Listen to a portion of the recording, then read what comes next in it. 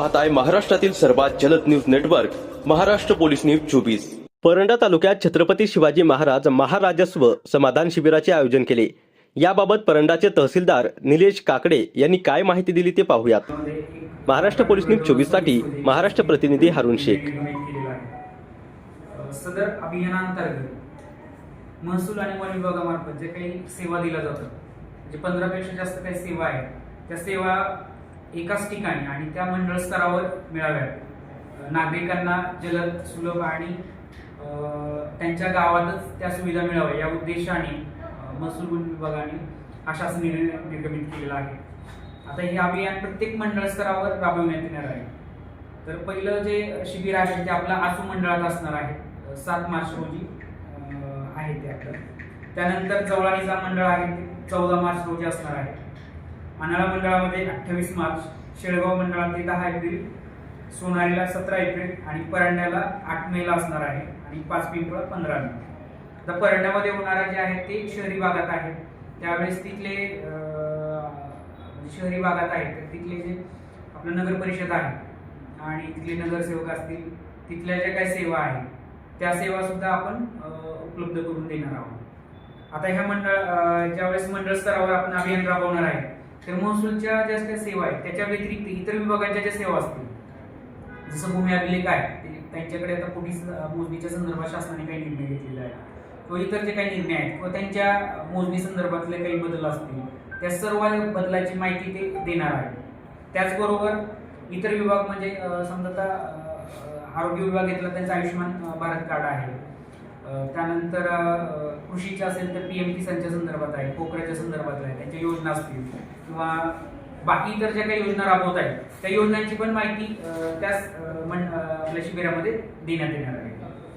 आता याच्यामध्ये प्रामुख्याने जे मध्यंतरी शासनाने जे काही काही निर्णय घेतलेले आहेत किंवा कायद्यामध्ये बदल केले, काही सुधारणा केलेल्या आहे त्याच्यानुसार आपल्याला माहितीच आहे की आपल्याकडे मदतमाश जमिनी आहे तर त्या भूगोलदार वर्ग 2च्या वर्ग 1 करणे, त्यामध्ये ज्या 5% नजराणा भरून त्या वर्ग 2च्या वर्ग 1 करण्यात येतात।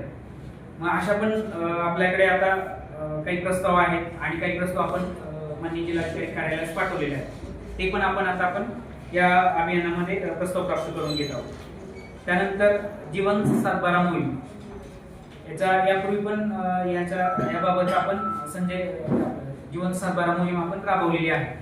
त्यामध्ये जे काही मयत खातेदार आहेत, मयत खातेदारांची वारस नोंद करून घेणे आणि सातबारा जिवंत करणे हे आपण राबवण्यात आलेलं आहे। अजूनही काही लोक राहिले असतील तर त्यांचं पण आपण या अभियानाच्या माध्यमातून ही प्रक्रिया पूर्ण करून घेणार आहोत।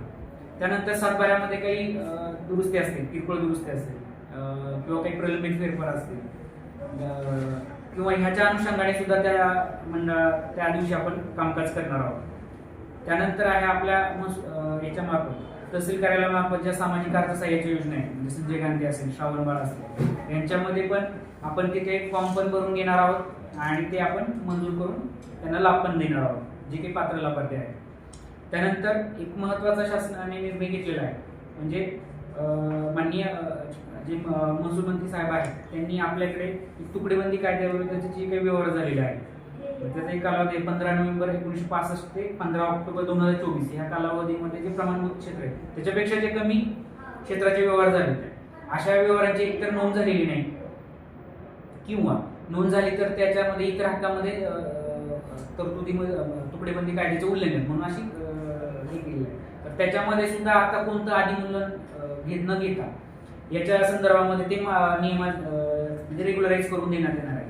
म्हणजे असे पण प्रकरण आपण त्याच्यामध्ये घेणार आहोत। त्यानंतर सर्वात महत्त्वाचं असतं की याच्यामार्फत तहसील कार्यालयामार्फत वेगवेगळे आपण प्रमाणपत्र वितरित करत असतो, ते प्रमाणपत्र सुद्धा आपण वितरित करणार आहोत। त्यासाठी काही आपण केले ह्या आठवड्याभरामध्ये त्या आसू मंडळामध्ये जेवढे अर्ज प्राप्त होतात आणि शाळांमध्ये पण आपण जनजागृती केली, तिथून पण आपण तिथे जाऊनच ते अर्ज भरून घेत आहोत। मग ते पण त्या दिवशी आपण तिथं ते पण दाखले वितरित करणार आहोत आणि त्या दिवशी ज्या शिबिराच्या दिवशी जे प्राप्त होतील ते पण तिथं जे काही डॉक्युमेंट क्लिअर असतील ते पण आपण पटकन देण्याचं, म्हणजे तिथंच तो तत्काळ निर्गत करण्याचं पण आपला हे आहे, मानस आहे। त्याच्यानंतर अजून एक आपल्याला सर्वांना माहिती आहे की ग्रामीण भागामध्ये आपल्याकडे क्षेत्रस्त्यांच्या मोठ्या प्रमाणात समस्या आहे. त्याचं मजबूतीकरणाच्या संदर्भामध्ये महसूल आणि वन विभागाने मुख्यमंत्री बळीराजा शेत पानंद रस्ते योजना ही योजना सुरू केलेली आहे. त्या योजनेचे जे काही अध्यक्ष आहेत माननीय आमदार साहेब आहेत आणि सदस्य सचिव उपविभागीय अधिकारी आहेत. तर सुरुवातीला जे नकाशावरील रस्ते आहेत अशा नकाशावरील रस्त्यांची आपण मजबूतीकरणासाठी घेणार आहोत. तसं प्रत्येक याच्यामध्ये आपण मंडळ वाईज आपण क्लस्टर तयार केले. 25 किलोमीटरचे क्लस्टर्स आहेत. त्याप्रमाणे त्याच्या वर्क ऑर्डर निघणार मान्यता भेटून ते पण आपण त्याचं पण आता फील्ड सर्व्हे चालू आहे आपल्या सर्कल मार्फत आणि तलाठी मार्फत त्याचा फील्ड सर्व्हे चालू आहे. ती पण योजना याच्यामध्ये माहिती दिली जाणार आहे. त्यानंतर